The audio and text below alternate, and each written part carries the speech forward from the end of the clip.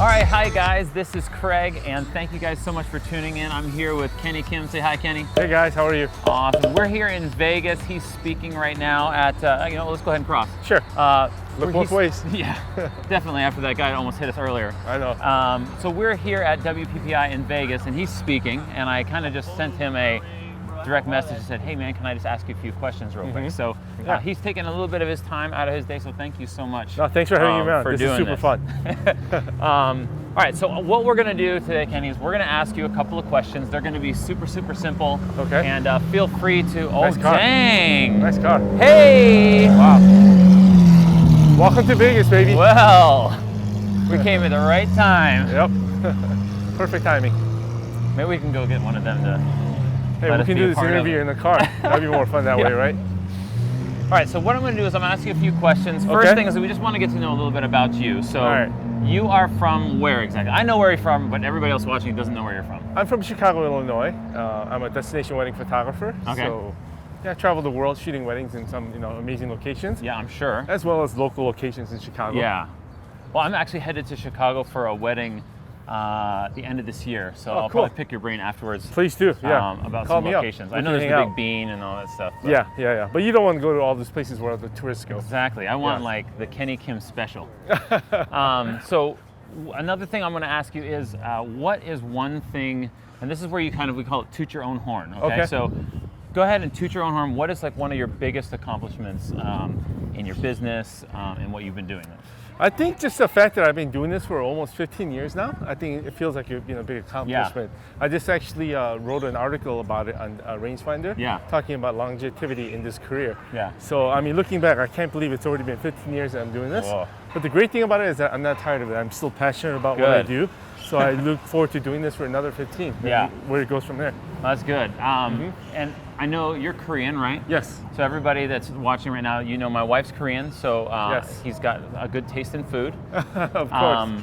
So what is one thing that you would say to somebody who's trying to get where you are right now? Because you've been doing it for 15 years. Yes. Right, so if you could say something to somebody, like what would it be like? Oh, that's a good question, actually. I actually talked about that in my article a little bit. Yeah.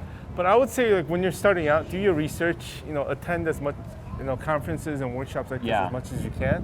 A lot of times when you end up meeting people, it opens a lot of opportunities, for you to, do things that you're meant to do. I think when that happens, you'll get a lot of, a lot of things that are opening up for you, opportunities.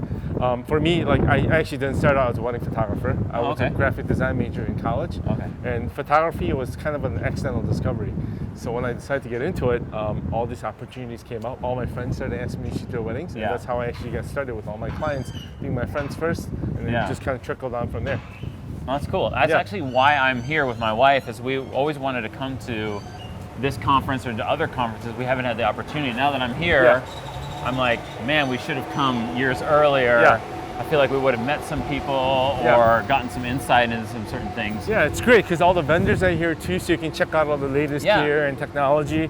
You can brush shoulders with all the quote-unquote famous photographers that are here and try to be learned. Like Kenny Kim. No, I'm not one of them. But just be inspiring and just know that you're not the only one in this industry, and just to kind of inspire each other and learn from one another. So.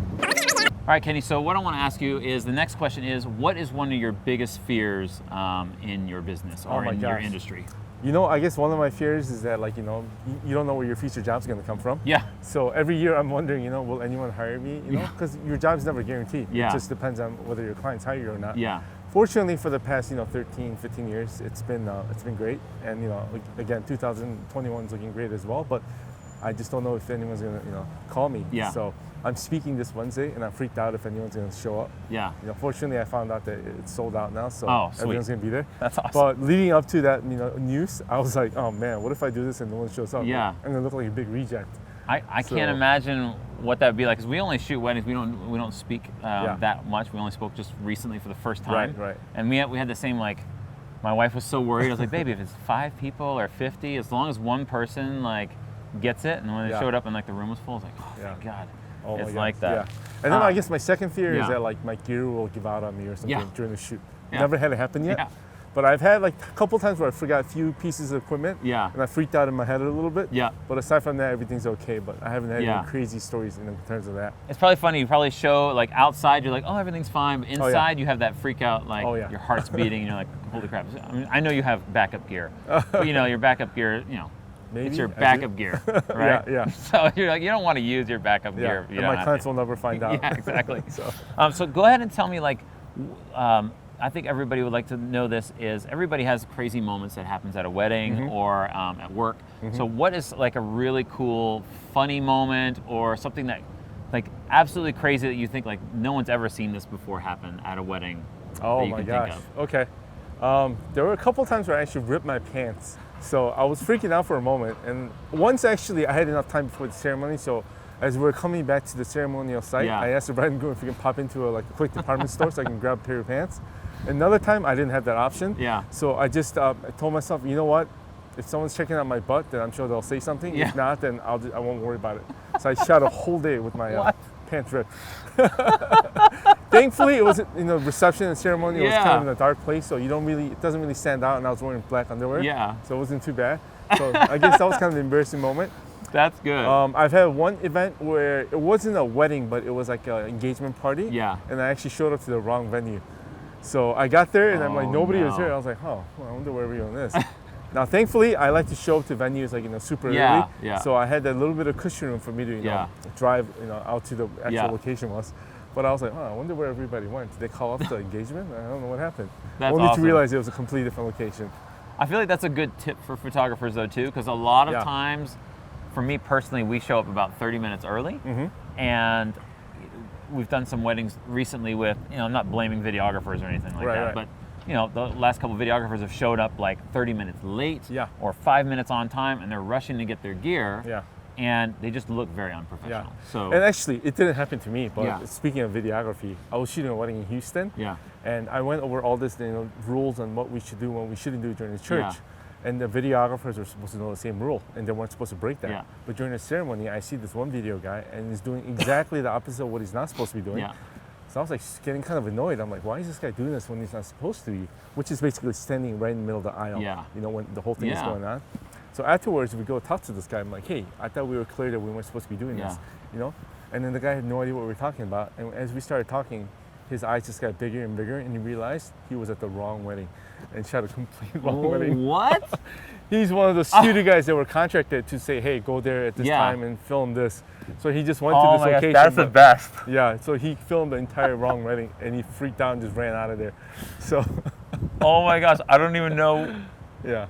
What would you do at that point? I can't imagine being him and doing that. That's crazy. I don't know either, but it was kind of funny. Now, the funny thing was that the actual videography team was there too, but because they didn't know who that guy was, they thought that like the bride and groom hired somebody else in addition to that.